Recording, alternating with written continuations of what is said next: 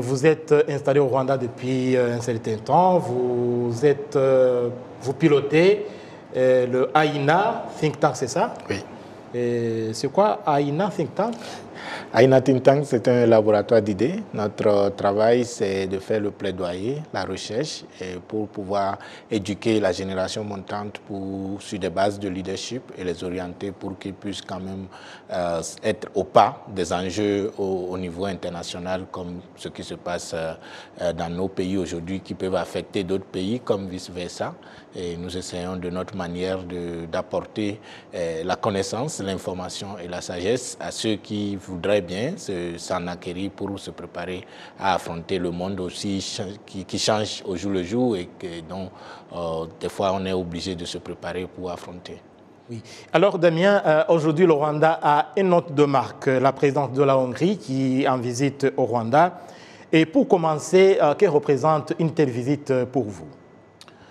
Déjà, c'est un point marquant des relations déjà qui ont duré entre la Hongrie et ce pays. Et il faut déjà remarquer que depuis 2013, la Hongrie avait déjà commencé par prendre contact avec le continent à travers l'Union africaine à Addis Ababa avec Madame Zuma qui était à la tête en ce moment.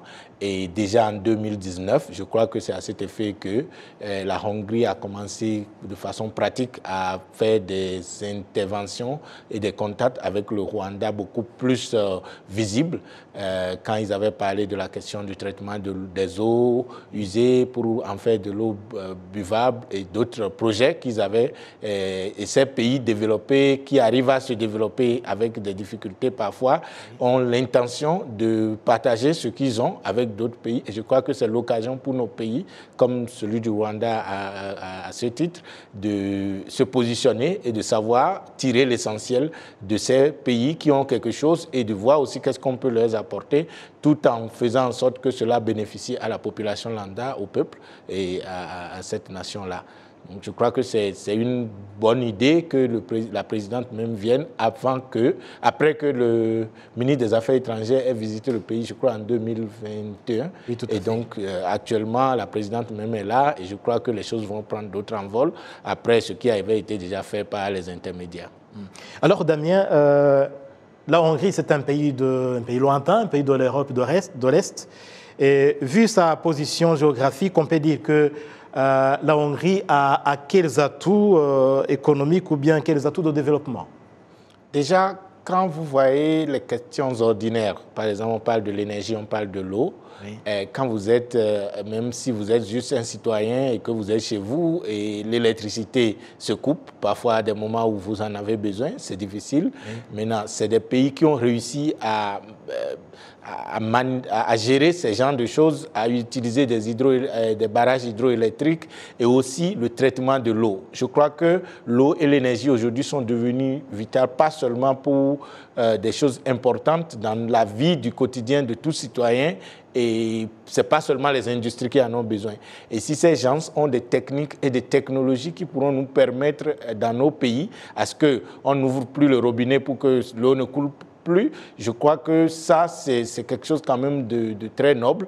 Et si notre pays arrive à saisir cette opportunité et créer des conditions pour que ces choses qui touchent directement la population au plus bas niveau et jusqu'au plus haut niveau, parce que même les industries ont besoin de l'eau potable, en même temps de l'eau pour leur traitement. Et si leur partenariat pourrait quand même nous permettre d'avoir ces genres de choses, je crois qu'il y a de quoi quand même louer ces genres de liens qu'on essaie de mener avec des autres, parce qu'on vit dans un monde aujourd'hui qui est interconnecté, où aucun pays ne peut vouloir vivre dans l'isolation. On est obligé de dépendre les uns des autres et de changer de nos connexions avec d'autres pays qui étaient déjà là, parce qu'avant, les pays ne traitaient qu'avec leur métropole, c'est-à-dire les pays qui les avaient colonisés. Aujourd'hui, on essaie d'aller plus loin et vous allez remarquer qu'un pays comme la Hongrie avait joué une partition dans la décolonisation de ce continent africain, même si on n'en parle pas assez. Donc, c'est quelque chose qui vient de loin et nous devons quand même saisir ce qui est de notre part et voir aussi qu'est-ce qu'on peut les offrir pour que ce partenariat puisse être durable, parce qu'il faut que ça aille des deux côtés.